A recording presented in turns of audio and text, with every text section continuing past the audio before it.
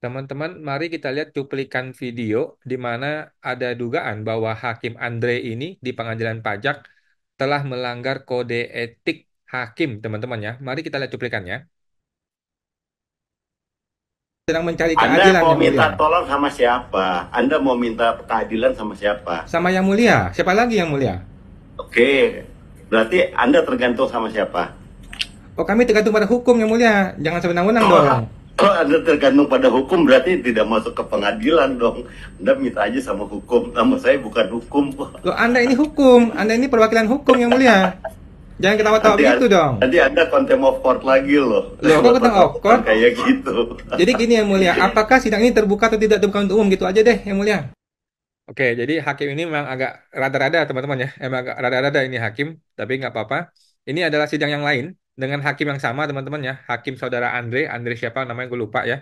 Di sidang ini tanggal 22 Oktober, dia itu diduga telah dengan sengaja melanggar hukum. Di mana sidang itu seharusnya dibuka dan terbuka untuk umum, kemudian diketok 3 kali palu, tetapi dia tidak mengetok 3 kali, hanya 1 kali, dan dia menyatakan sidang dibuka saja. Dia dengan sengaja tidak mengatakan dibuka untuk umum. Dan gue sudah bertanya dan bertanya dan bertanya, tetapi gue malah di mute, malah tidak bisa berbicara dan tidak boleh berbicara ya. Kita lihat.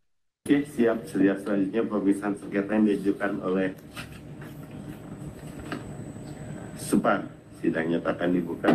Dari terbanding siapa yang hadir? Dari tergugat. Jadi dia hanya bilang dibuka saja ya, tidak dibuka untuk umum ya teman-teman ya. Padahal dalam Undang-Undang Pengadilan Pajak sidang itu harus dibuka dan dibuka untuk umum, harus diucapkan di dalam setiap persidangan teman-teman ya. Terima kasih yang mulia. Tapi ketika Tidak terbuka untuk umum yang mulia. ketika gue berbicara, gue malah di mute ya. Ketika gue berbicara, gue bertanya, gue malah di mute. Dan dia bilang gue tidak boleh bertanya, tidak boleh berbicara, gue hanya boleh menjawab apa yang dia ucapkan dan dia mintakan saja. Gila emang ini hakim ya, segitu segitu arogansinya, segitu merasa berkuasanya ini hakim ya. Mari kita lihat kode etik hakim teman-teman ya. Ini adalah kode etik hakim. Jadi ada beberapa kode etik hakim bahwa hakim itu harus melakukan bla bla bla bla. Kita lihat yang nomor 7 ya.